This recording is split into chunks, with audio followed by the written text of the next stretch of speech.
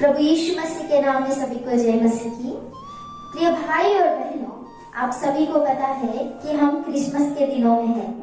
यीशु मसीह स्वर्ग को छोड़कर हमारे लिए परमेश्वर होने के बावजूद भी मनुष्य का रूप धारण करके इस दुनिया में आए। उस दिन को हम क्रिसमस की तरह मनाते हैं। इस क्रिसमस का जो संदर्भ है, अगर हम बाइबल में विचार करेंगे तो हम कुछ पात्रों को देख सकते हैं, जैसे कि माता मरियम, यूसुफ, स्वर्गदूत और चरवाहे और पूर्व देश के ज्ञानी लोग।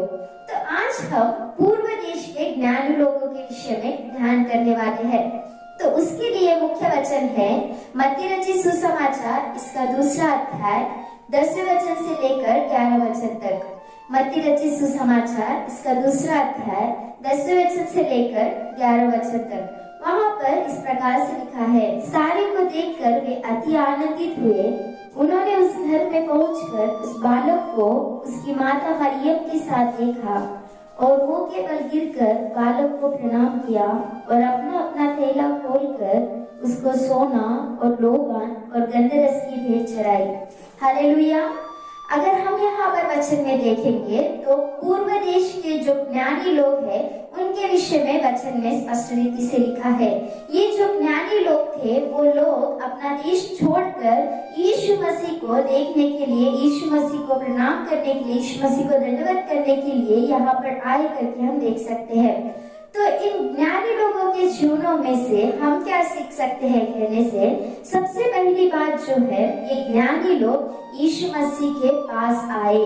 अगर हम वचन में देखेंगे तो ये लोग अपने देश को छोड़कर, पूर्व देश को छोड़कर दूसरे देश में यीशु मसीह के पास आए करके वचन में स्पष्ट रीति से लिखा है। नहीं क्यों? यदि अगर हम पुराने नियम में अगर देखेंगे तो सुलेमान राजा के ज्ञान को देखने के लिए, सुलेमान की कीर्ति सुनने के बाद शीबा देश की रानी अपने देश को छोड़कर सुलेमान के पास आती है और उसके मन में जितने भी सवाल रहते हैं वो सुलेमान से पूछकर अपने सवालों का जवाब प्राप्त करती है और अपने पास से उसको कुछ भेंट देती है और सुलेमान भी उसको भेंट देकर उसको अपने देश में भेज देता है करके हम वचन में स्पष्ट रीति से देख सकते हैं। देखिए, सुलेमान के विषय में जब उसने सुना तब वो सुलेमान के पास आई। उतना ही क्यों, नए नियम में भी जब यीशु मसीह संसार में थे, यीशु मसीह के पास ऐसे बहुत सारे लोग आए। मरकुस रचित सुसमाचार, इसके 10वें अध्याय के 46वें वचन से लेकर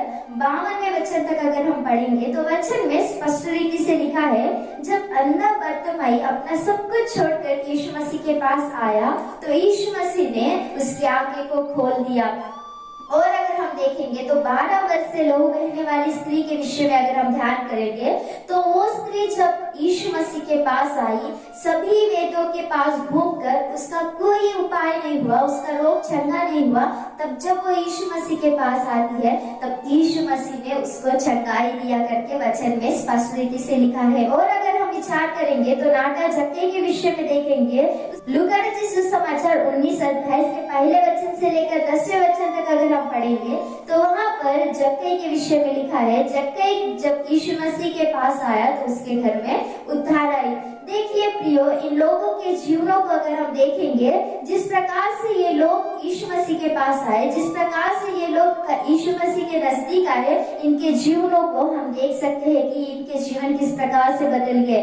अंधे बर्तिमाई को जब वो यीशु मसीह के पास आया तो उसको दृष्टि मिली। 12 वर्ष से लहू बहने वाली स्त्री जब यीशु मसीह के पास आई तो उसको चंगाई मिला। नाटा जक्कई जब यीशु मसीह के पास आया तो उसके घर में उद्धार आई। आज बाइबल में वचन इस प्रकार से लिखा है, यदि हम जब परमेश्वर पर विश्वास करते हैं, जब हम सारी बातें जानते हैं, जब हम यीशु मसीह के करीब आएंगे तो यीशु मसीह हमारे करीब आएगा। अगर हम वचन में पढ़ेंगे, या तो इसका 14 अध्याय 8वें वचन को पढ़ेंगे, जकरिया इसके पहले अध्याय के 30वें वचन को अगर हम पढ़ेंगे तो इन वचनों को अगर हम देखेंगे तो वचन इस प्रकार से लिखा है, यदि तुम परमेश्वर के पास आओ तो वो तुम्हारे पास आएगा। इस ज्ञानियों के जीवन से सबसे पहली बात को हम क्या सीख सकते हैं, मतलब हमें यीशु मसीह के करीब जाना है, तब यीशु मसीह हमारे करीब आएंगे। दूसरी बात को अगर हम देखेंगे, इन ज्ञानियों के जीवन से हम क्या सीख सकते हैं, मतलब इन्होंने यीशु मसीह को देखा। देखिए प्रियो, हमारे अंदर यीशु मसीह के करीब आने का जीवन रहना चाहिए और यीशु मसीह को देखने का जीवन रहना चाहिए करके हम यहाँ पर देख सकते हैं। मत्ती रचित सुसमाचार के 6वें अध्याय के 20वें वचन को अगर हम पढ़ेंगे, कुलस्सियों की किताब इसके 3रे अध्याय के 1-2 वचन को अगर हम पढ़ेंगे तो वहाँ पर वचन इस प्रकार से लिखा है कि हमें स्वर्गीय वस्तुओं को देखना है, स्वर्गीय वस्तुओं की खोज में रहना है, ना कि संसार के वस्तुओं की खोज में रहना है। तो आज आप किसे देख रहे हैं? हमें अपने आप को परखना बहुत जरूरी है। क्या सच में आज हम यीशु मसीह को देख रहे हैं? हमारे संकट में, हमारे मुसीबत में, हमारे कष्टों में, हर एक परिस्थिति में हम यीशु मसीह को देख रहे हैं? क्या संसारिक बातों को देख रहे हैं, संसारिक व्यक्तियों को देख रहे हैं, संसारिक वस्तुओं को देख रहे हैं? यह हमें अपने आप को परखना बहुत जरूरी है। हम लूका रचित सुसमाचार 2 अध्याय के 25वें वचन से लेकर 28वें वचन को अगर हम पढ़ेंगे तो वहाँ पर शिमोन नाम का व्यक्ति है। उसके विषय में बाइबल इस प्रकार से कहती है कि वो एक भक्त है और इसी प्रकार से वो धर्मी इंसान है। वो पवित्र आत्मा से भर गया था और पवित्र आत्मा ने उस पर यह प्रकट किया कि यहूदियों का राजा इस संसार में आने वाला है और जब तक तू उसे ना देखेगा तो मृत्यु को ना छकेगा करके वचन में लिखा है।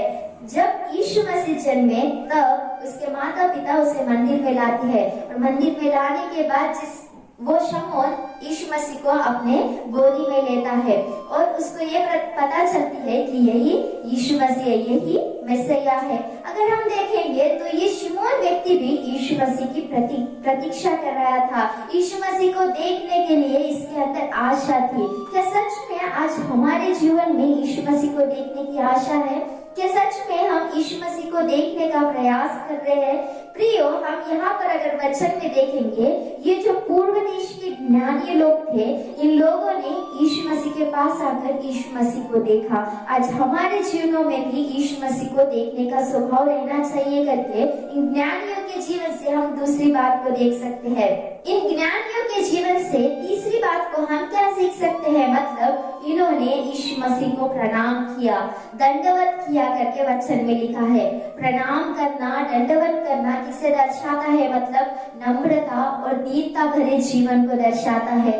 हम किसी को झुककर प्रणाम करते हैं या फिर किसी को गिरकर दंडवत करते हैं तो हमारे अंदर नम्रता और दीनता भरा जीवन है करके हम देख सकते हैं। देखिए प्रियो, ये लोग पूर्व देश के ज्ञानी थे, इनके अंदर ज्ञानी था, ये ज्योतिषी लोग थे।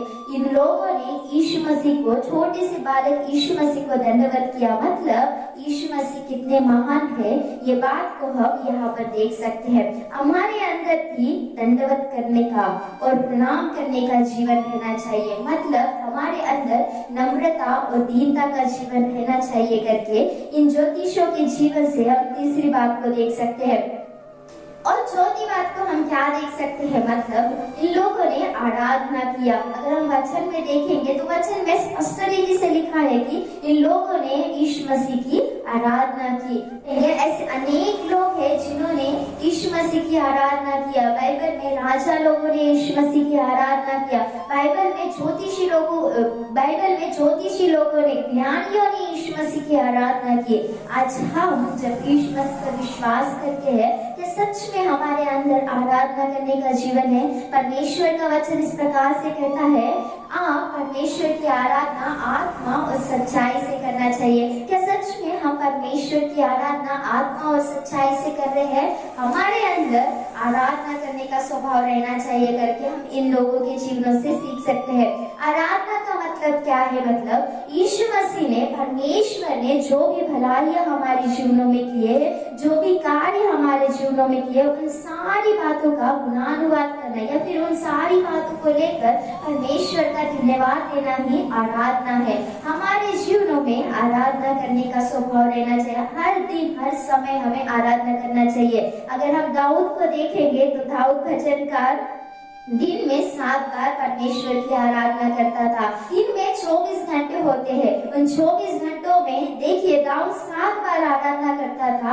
हम कितने बार आराधना कर रहे हैं? ये हमें अपने आप को परखना बहुत जरूरी है। हम इन ज्योतिषों के जीवन से, ज्ञानियों के जीवन से क्या सीख सकते हैं? मतलब इनके अंदर आराधना करने का स्वभाव था। हमारे अंदर भी आराधना करने का स्वभाव, हमारे अंदर परमेश्वर को धन्यवाद देने का स्वभाव रहना चाहिए करके हम देख सकते हैं।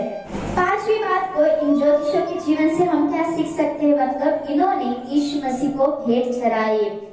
भेंट दो प्रकार के होते हैं, आत्मिक भेंट और शारीरिक भेंट। आत्मिक भेंट मतलब परमेश्वर को हमारा टूटा हुआ और पीसा हुआ मन परमेश्वर को देना ही वो आत्मिक भेंट होता है।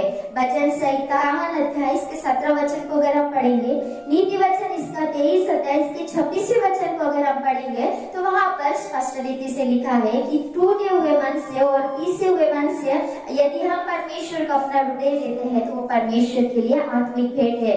दूसरी बात को अगर हम देखेंगे तो शारीरिक भेंट। शारीरिक भेंट मतलब दान देना, दशमांश देना, यही शारीरिक भेंट होता है।